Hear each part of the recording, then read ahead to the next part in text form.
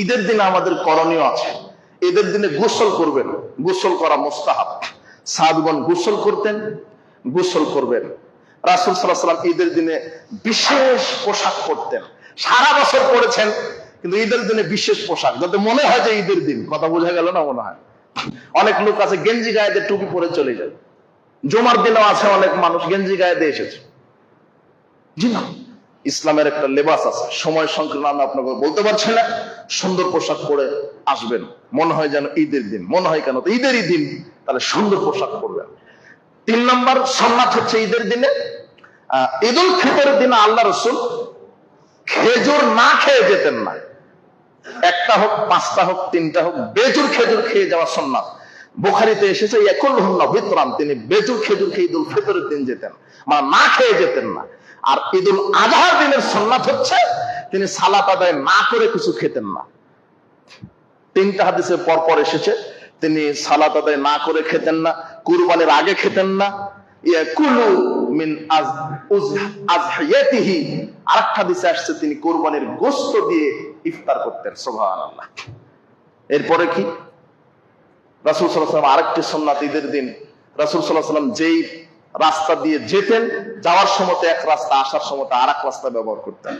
এটা একটা সুন্নাত।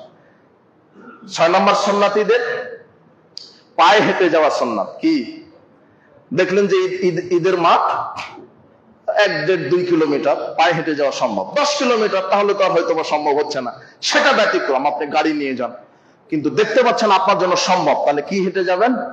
পায়ে হেঁটে তো যাওয়া সুন্নাত। রাসূল সাল্লাল্লাহু আলাইহি ওয়াসাল্লাম পায়ে হেঁটে পরিবারকে নিয়ে যেতেন, জামাইকে নিয়ে যেতেন, নাতি হাসান হোসেনকে নিয়ে যেতেন, চাচাকে নিয়ে যেতেন, চাচাতো ভাইকে নিয়ে যেতেন, গোলাম যারা তাদেরকে নিয়ে যেতেন, পায়ে হেঁটে নিয়ে যেতেন। আর যাওয়ার সময় 7 নম্বর সুন্নাত হচ্ছে তাকবীর পাঠ করবেন বেশি বেশি। আল্লাহু আকবার, আল্লাহু আকবার, লা ইলাহা ইল্লাল্লাহ, আল্লাহু আকবার, আল্লাহু আকবার ওয়া লিল্লাহিল হামদ। এবার বলতেই থাকবেন। রাসূল সাল্লাল্লাহু আলাইহি ওয়াসাল্লাম সালাত শেষ করা পর্যন্ত বলতেই থাকতেন ঈদ উল ফিতরের দিন। আর ঈদ উল আজহার তাকবীর কি? ওই যে যেদিন চাঁদ উঠেছে সেদিন থেকে নিয়ে 13 জিলহজ পর্যন্ত একেবারে যত করতে পারেন, এটা আম। আর খাস সাহাবীগণ বেশি বেশি করতেন 9 জিলহজ ফজরের সালাত থেকে 13 জিলহজ আসর সালাত পর্যন্ত। প্রত্যেক সালাতের পরে হাটে বাজারে জোরে জোরে তাকবীর পাঠ করতেন, তাহলিল করতেন। লা ইলাহা ইল্লাল্লাহ, আল্লাহু আকবার, আল্লাহু আকবার, লা ইলাহা ইল্লাল্লাহ, আল্লাহু আকবার, আল্লাহু আকবার ওয়া লিল্লাহিল হামদ। এইভাবে তিনি তাকবীর পাঠ করতেন। এটা ঈদুল আজহার তাকবীর। কাজে আপনারা তাকবীর পাঠ করবেন। ঈদের সালাত শেষে আপনারা কুশল বিনিময় করবেন, কোলাকুলি নয়, সালাম দিবেন। অথবা সাহাবীগণ দোয়া বলতেন, আল্লাহুম্মা তাকাব্বাল আল্লাহু মিন্না ওয়া মিনকুম, তোমাদের আমাদের সবার ঈমান আমল আল্লাহ কবুল করুন, আমিন। এভাবে তারা কুশল বিনিময় করতেন। সালাত শেষ কুরবানির প্রস্তুতি নেবেন। কুরবানি করার পদ্ধতি, দক্ষিণ দিকে মাথা দিয়ে দিবেন, আপনার পশু বাম দিকে কাট করবেন, চোয়ালের উপরে ডান পা দিতে পারেন, বিসমিল্লাহ আল্লাহু আকবার বলে জবহ করলেন। জবহ শেষ, কোঠা বাসা শুরু। কোঠা বাসা করে কোরবানির গোশত যারা কষায়, এদেরকে গোশত থেকে দেওয়া যাবে না, নির্দিষ্ট মূল্যে টাকা দিয়ে দিবেন। কি দিয়ে দিবেন? টাকা। গোশত থেকে দেওয়া যাবে না। এরপরে কোটা বাসা শেষ, গোশত বন্টন করবেন। আল্লাহ বলছেন ফাকুলু মিনহা ওয়াতইমুল বাইসাল ফাকির, তুমি খাও, দুস্থ গরীব ফকির মিসকিনকে দাও। কোরবানির গোশত কিভাবে বন্টন করবেন? 1 ভাগ নিজের জন্য রেখে দেন, 1 ভাগ যারা প্রতিবেশী কোরবানি দিতে পারেন মিসকিন, এদেরকে দিবেন। আর আরেক ভাগ যারা দূর থেকে এসেছে, সায়েল ভিক্ষুক। কথা বোঝা গেল না? মনে হয় 3 ভাগে ভাগ করা ভালো। 1 ভাগ নিজের জন্য, 1 ভাগ যারা প্রতিবেশী কোরবানি দিতে পারেন তাদেরকে দেন, আর আরেক ভাগ রাখেন যারা সায়েল ভিক্ষুক, দূর থেকে যারা এসেছে তাদেরকে দেন। এইভাবে দিতে থাকেন। রাসূল সাল্লাল্লাহু আলাইহি ওয়াসাল্লাম বলছেন, শোনো, বিগত বছরে তোমাদেরকে কুরবানির গোশত জমা করতে নিষেধ করেছিলাম, কেন? মানুষ দুর্ভিক্ষের ভিতরে ছিল। এবারে তোমরা খাও, জমা করে রাখো। 1 বছর ধরে জমা করেন, কোনো সমস্যা নেই।